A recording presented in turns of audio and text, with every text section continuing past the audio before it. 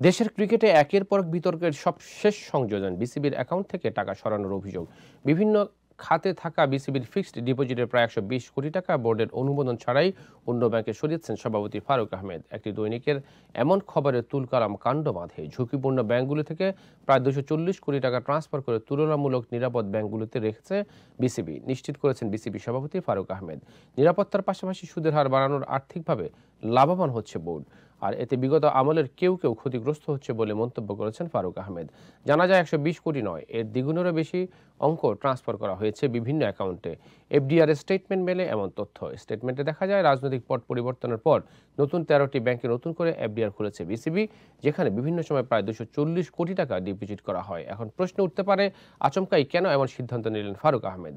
দলিল বলছে, পতিত সরকারের আমলে যেসব ব্যাংকে টাকা রেখেছিল ক্রিকেট বোর্ড, সেসব ব্যাংকে ইন্টারেস্ট রেট তুলনামূলক কম ছিল।